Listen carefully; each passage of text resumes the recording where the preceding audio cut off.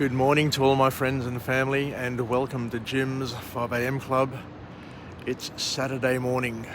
It's a bit chilly, little bit of a breeze blowing, and I'm just waiting for the light rail to come and pick me up and ferry me down to Circular Quay, where I can continue my walk and talk today.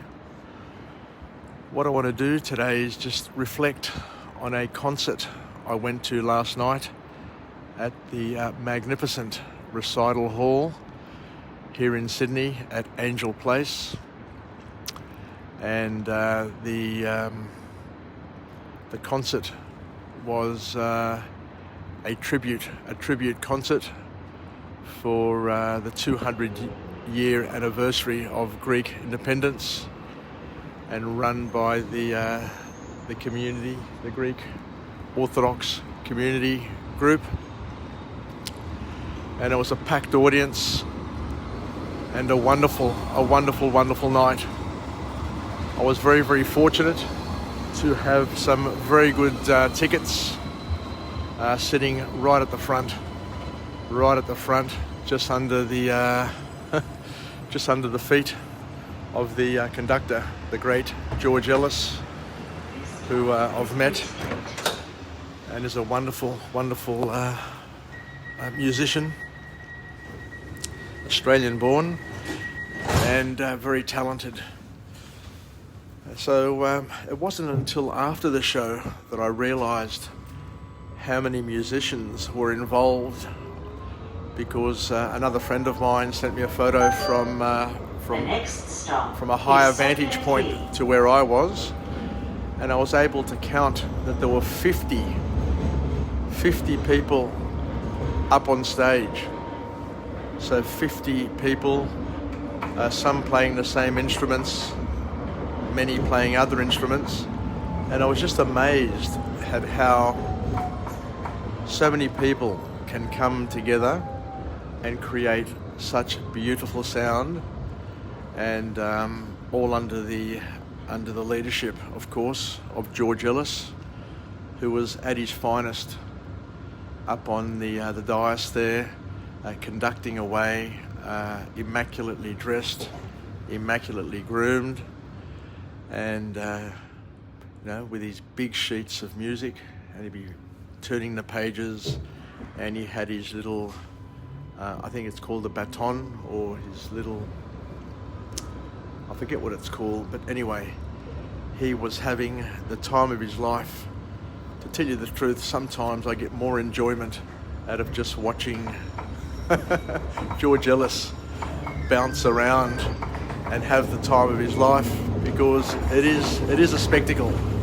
It is a spectacle. But I guess the great lesson that I got from that concert yesterday, and incidentally we had Dimitris Basis as the singer, and he's come from Greece, so he's been able to travel to Greece. And he also mentioned that a Greek who lives outside of Greece and who still loves Greece is twice the Greek of the Greeks who just live in Greece and just get on with their lives. But the music was all very powerful. It was Theodorakis, Hadjidakis, and all of the greats. Very powerful music that you couldn't help but just bounce around in your seat, and of course just clap away. It was that sort of music which basically took you on a journey, and was just wonderful. A wonderful night. One of the highlights of the evening was that I was just sitting there in row number 3, the third row back from the stage, and I received a messenger text on my mobile phone from a Facebook friend of mine, a person who I've never met in person, but someone who we became friends with on Facebook. And I don't accept too many friendships, I've got to tell you. on Facebook. I'm very, very cautious because, I do my 5 a.m. club. I talk about things that many other people may not talk about, and I am a little bit conscious and very sensitive to the fact that I don't want to engage too many people who may take offence or take me to task about what I do and what I say. But this lady who I met from another Facebook group, it was a group called Matt Barrett's travel blog, and Matt Barrett is a person who lives in Greece and writes a number of travel vlogs from all over Greece, and he's got a very, very good Facebook following, and you can learn so much about Greece, about travel, about opportunities, about places to go, things to do. And I think I did a post on that group, and the person liked it and sent me a friend request, and I saw that that we had a shared friend, a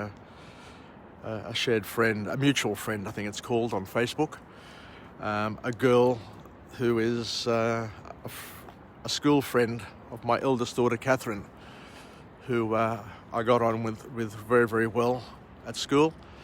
So given the fact that we had a mutual contact, and just the one contact, I accepted the friendship. And yesterday I received a message when I was sitting in the audience there, early in the audience, saying, "James, are you here?" And I was surprised. Because the person that I'm referring to isn't Greek, and yet loves Greece probably more than most Greeks that I know, especially most Greek Australians that I know, and has a deep respect and love for the culture of Greece, and just can't wait to go back to Greece, to travel and to holiday and just to immerse herself in the Greek culture.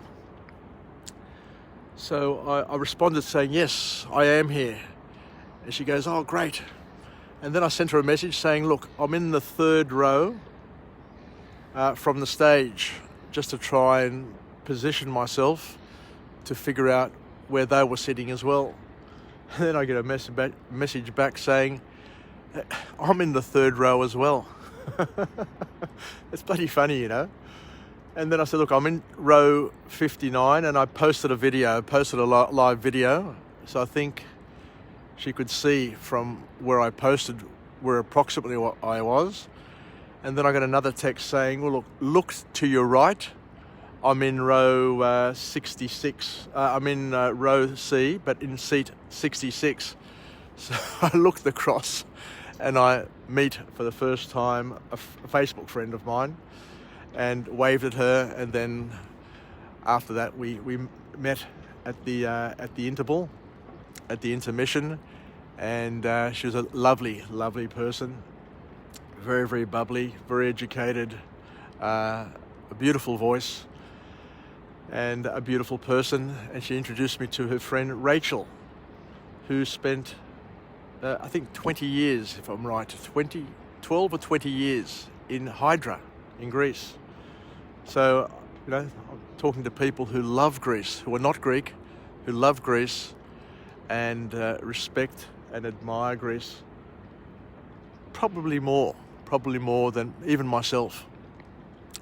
So, well, I haven't lived in Greece for 20 years. I guess all of my accumulated time from holidays would probably amount to 2 or 3 months being in Greece.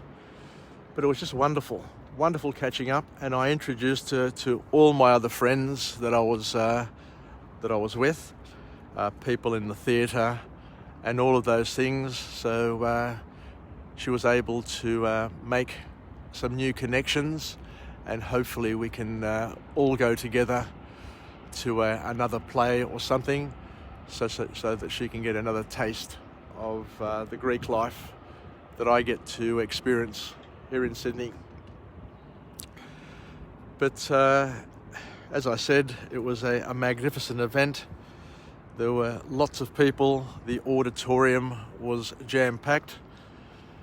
And I did, as I said, I did live video a number of the songs, and I did it for one specific reason, so that I could share it with the greater Greek community who are living abroad in Greece and other countries, who aren't able to indulge and to enjoy these social events as well as what we can here in Australia. Even though we needed to wear our masks, it was fairly close to the normal that we've experienced in the past. So once again, a brilliant concert. The choir master, George Ellis, excelled yet again, and it just gives me hope, because George Ellis and his 50-piece symphony orchestra, who incidentally most of them, the vast majority, were probably were not born in Greece, and may never have even travelled to Greece. But they come together, and I was surprised because I was speaking to somebody who told me that they only have a couple of practice sessions, which is phenomenal given the quality of the output and the sound. It was just magnificent. Anyway, I think I'll leave it there. So let's finish off with a positive affirmation. I'm alive, I'm well, I feel absolutely great. To my friends and family, stay connected, stay relevant, stay reasonable. And happy Saturday to everybody. Unfortunately, my wife Paula couldn't be with me last night. We had 2 tickets, but Paula had to help with babysitting duties for our granddaughters, and I went on my own. I did miss sitting next to Paula and listening to her sing, because all of the songs that were sung yesterday were and are the favourites. They're the staples that she grew up on as a young girl growing up in Greece.